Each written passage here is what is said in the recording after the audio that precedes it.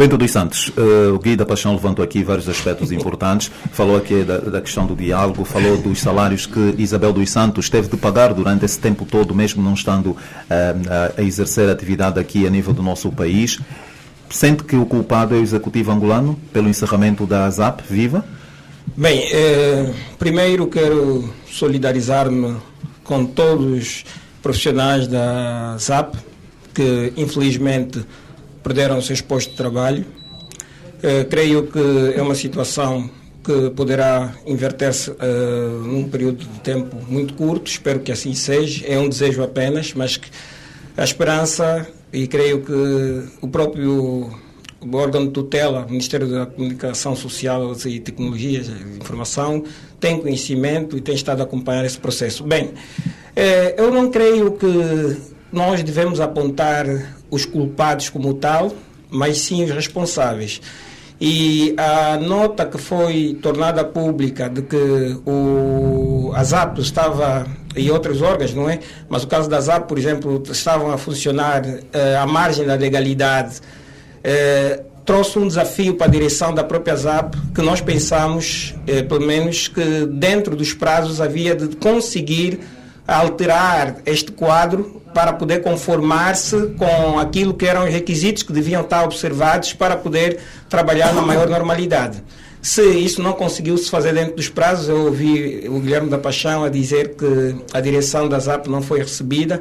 Ele deve ter feito esse pronunciamento com alguma fonte credível, porque senão não o faria. E não vou fazer comentários sobre isso, mas a partir do momento que o Ministério da Comunicação Social notificou a ASAP que ela estava à margem da lei, a direção da ASAP tinha o grande desafio de poder conformar, por forma a preservar os postos de trabalho e a responsabilidade pública que tem enquanto uma entidade que se faz credível na atividade que vinha desenvolver. Bento dos Santos, peço desculpa, já vai continuar, peço desculpa. Se o Ministério das Telecomunicações, Tecnologia de Informação e Comunicação Social veio a público dizer que esses órgãos estavam a funcionar à margem da lei, também não devia vir a público dizer que a ZAP e outras televisões não cumpriram com os prazos, com os requisitos?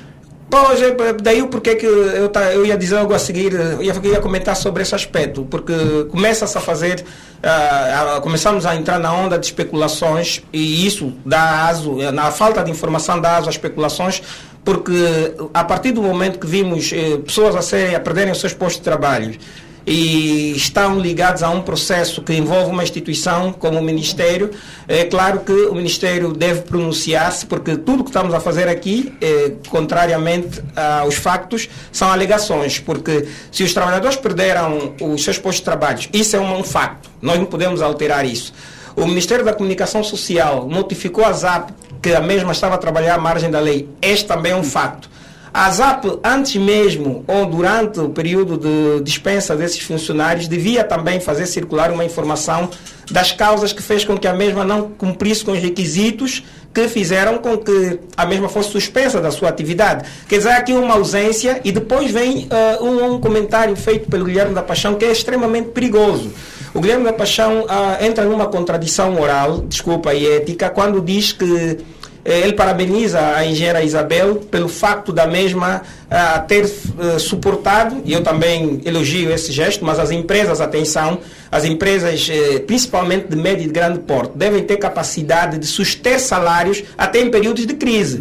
As empresas, as empresas, já vou lá chegar, o comentário que quero fazer não é propriamente nesse aspecto. As empresas devem ter capacidade de suportar determinadas crises que vão surgindo, e isso demonstra a capacidade que os gestores das empresas vão tendo.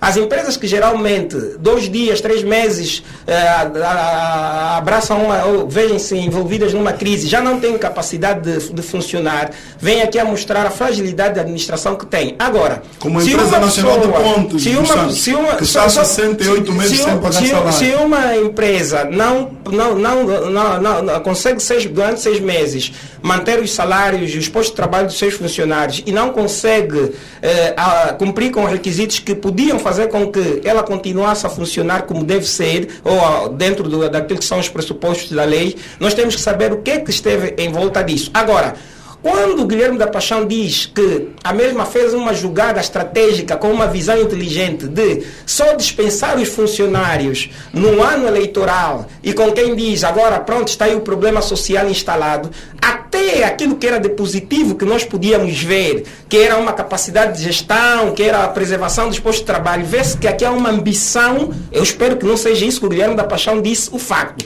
Mas se for assim como o Guilherme da Paixão disse, que ela faz uma jogada inteligente de dispensar os funcionários por ser ano eleitoral e que podem tirar proveito disso para depois fazerem pressões sociais e como nós estamos a vir assistir, isto é uma maldade e tal, que eu não acredito. Mas quem manda os funcionários para o desemprego?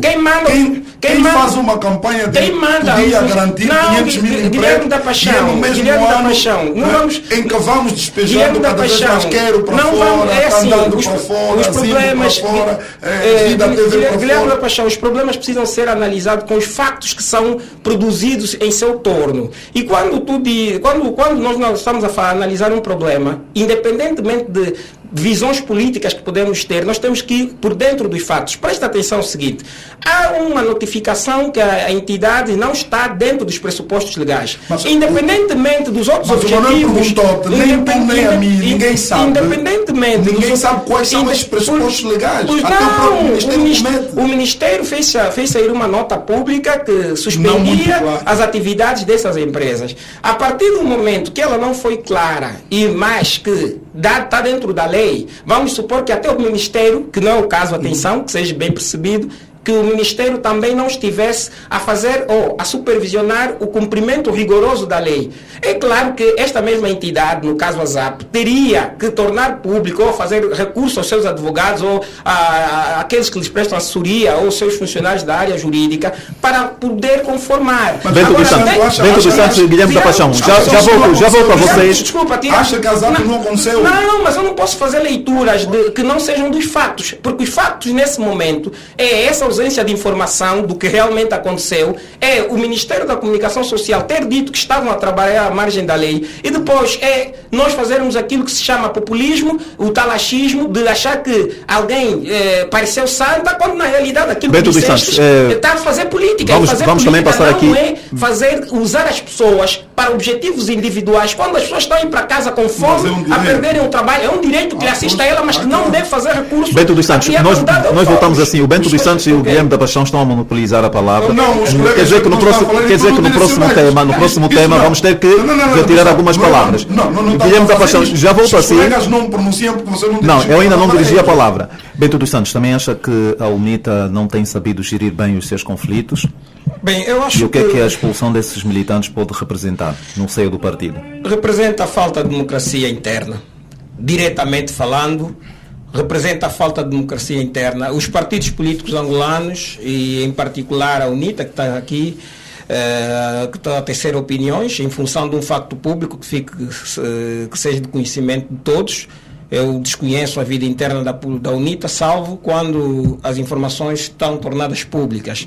E nesse particular representa uma perca da democracia. Por quê? Porque é preciso nós termos em atenção que a divergência de opiniões, mesmo dentro das organizações, é um exercício patente. As pessoas não são iguais, as pessoas pensam diferente. E quando num partido político aparecem vozes discordantes de determinada conduta de um líder ou mesmo de um determinado grupo, deve-se exercitar a capacidade de persuadir, de convencer e de criar equilíbrios. Quando se faz recurso aos mecanismos que suspendem, inclusive, qualquer possibilidade de diálogo, e nós não estamos a fazer recurso ainda à força, mas a fazer o recurso da expulsão, que talvez, creio que seja um direito estatutário que a própria UNITA tem. Nós estamos aqui a ver até onde vai pessoas que, quando estão em asta pública, nos fazem imaginar que a democracia é um mar de rosas. É uma grande contrariedade. O discurso que propagam e a prática que têm no interior das suas organizações, onde devia sair o exemplo de que realmente são pessoas abertas à divergência de pensamento. É de lamentar, é muito triste, eu não apoio e desconheço a vida interna do que os levou a fazer, mas pela responsabilidade pública que têm enquanto partido político, deviam, no mínimo, dar um esclarecimento mais adequado e deviam dar a possibilidade das pessoas que pensam diferente estarem entre eles, porque é assim que eu creio que os fez poderem fazer parte dessa força política. Portanto, não fala-se da UNITA, há um outro partido que tem tido muitas divergências, como por exemplo a FENELA, inclusive há alas, mas não me recordo de um episódio onde a FENELA expulsou pessoas que pensam diferente, e salvo talvez que cá sejam casos muito mais graves, e se a UNITA assim achou, tudo bem, é uma decisão que eles tomaram, tem dentro do seu direito estatutário, mas não deixa de ser um belisco, um apêndice negativo que se faz ao exercício da democracia. Portanto, vamos tirar as nossas lições e espero que os outros partidos tenham capacidade de aprender com esse facto público e que saibam e reconheçam que nós somos divergentes, e apesar de que a verdadeira democracia só existe no nosso pensamento. Eu gostava de saber de si, pronto, muito já foi dito aqui pelos nossos companheiros, a demora na tramitação dos processos. Há essa demora. Pensa que esse caso de António Venâncio será diferente? E o salário deles não demora. Olha, eu procurei não interromper os comentários do Gaeta, do Milonga e do Guilherme. Fez muito bem. Procurei não interromper para demonstrar o perigo que há quando nós fizemos recurso às nossas opiniões pessoais como se fossem validades coletivas. E foi por isso que eu não interrompi. Houve aqui pronunciamentos muito graves. Quando se alguém assume, inclusive publicamente, no microfone de uma rádio, que não tem credibilidade nas instituições de justiça do seu país. Atenção, por isso é que eu fiz uma chamada. Por isso é que eu fiz uma chamada. Bento dos Santos também tem estado a assumir aqui as suas opiniões. Por isso é que eu fiz mais grave está a fazer aqui um julgamento. Por isso é que eu fiz cuidado. Estás a fazer um julgamento de dizer por isso é que eu disse que não interrompi. Por isso é que eu disse que não interrompi. Manuel. Deixa-me um segundo só. Manuel, depois não esqueça de descontar minutos. Agostinho Gaeta, eu vou voltar a colocar a questão ao Bento dos Santos. Bento dos Santos, também algumas vezes aqui, Bento dos Santos, peço desculpa, vai continuar a falar. Fez menção que existem pessoas aqui que assumiram as suas opiniões como sendo da maioria. O Bento dos Santos nunca assumiu aqui posições. Bem, esse é o seguinte, as nossas opiniões, ao analisar factos em meios como estes, devem procurar ser imparciais daquilo que nós achamos como certo e errado. Então, mas um tribunal é imparcial quando... Vamos deixar o Bento falar. O tribunal é imparcial apenas quando toma decisões que vão de acordo com as nossas vontades. Não. Quando não vão de acordo com as nossas vontades, já não é imparcial. Daí eu tenho dado exemplo. É isso que eu estou a dizer. E depois, nós estamos a falar de um processo que antes tinha sido indeferido e agora o tribunal acolheu o recurso e há a possibilidade de haver um despacho que pode ser anulação ou não do Congresso. Essas possibilidades está todas. Fora da hipótese. Olha, é isso que eu estou a dizer, atenção. Porque é isso que eu estou a dizer. Isto tem implicações. O que estás a dizer, desculpe. O que estás a dizer. Agostinho, vamos deixar o Bento. Quem nos está a ouvir fica com a percepção de que o juiz aqui, não o Bento dos Santos, o juiz é que disse isso não vai ser certo, isso só será certo se haver impugnação do Congresso do MPLA. Se não haver impugnação do Congresso do MPLA, aí nós vamos dizer que automaticamente o tribunal não é imparcial. Isso não é correto. Bento, vamos isso não deve ser da mesma forma que nós tivemos a analisar que meu amigo Bento dos Santos, se eu por acaso o tribunal der provimentos positivos, voltarás cá ou vai ligar o Gui, olha como é tua raça. Atenção, é onde está o perigo da imparcialidade das nossas opiniões. Nós temos que ter, nós temos que dar uma opinião que agrada. Não, nós temos que deixar a possibilidade, nós temos que dar a possibilidade tanto a uma decisão favorável ou a uma decisão desfavorável. Aqui fica muito claro, desculpem, aqui fica muito claro. Eu também não quero que haja um congresso aqui fica muito claro que nós já temos opiniões feitas e somos pura e simplesmente do único lado. A democracia nesse lado, a falta de democracia de pensamento não está no Bento dos Santos, está em quem defende dogmas. Agora, vamos indo diretamente à sua Bento dos pergunta. Santos, sim, indo à minha questão. Depois vamos dar aqui. Não, pois, isso era apenas um enquadramento dos vossos comentários. Agora, mas Bento dos Santos, só tem mais 2 minutos. Manuel Augusto, são processos muito complexos. Porque senão era muito fácil o tribunal dizer, olha, impugna-se, ou dizer apenas não, está indeferido, como já tinha sido. E nós sabemos, nós não somos juristas, apesar do Milonga o ser, mas nós sabemos que casos dessa natureza envolvem vários, só por si o expediente e a complexidade do expediente requer tempo. E a duração da Anitta não tem-se dito que não diga isso, não faça comparações nesse lado, porque nós quando é que o expediente entrou e quando é que saiu? Quanto tempo foi? Portanto, eu acho que está a perguntar agora, quanto tempo foi? Sim, tem que ser mesmo rápido. O tribunal está dentro dos prazos e se não estiver, creio que a própria assessoria jurídica do cidadão Antônio Venâncio vai aproveitar isso para poder se pronunciar publicamente e tirar proveitos políticos disso. Bento dos Santos, para o papel, já acabou. O papel dos partidos políticos. Nós vimos no princípio Bento, que é o secretário do MPLA, veio a público fazer um pronunciamento a quente, acusar a UNITA. E agora nós vimos há 2 ou 3 dias outros militantes, não sei se são militantes, não estou aqui também a acusar, cidadãos que foram no comitê provincial do MPLA. Há mão invisível aí da UNITA? Manuel Augusto, o jornalismo trabalha sobre fatos.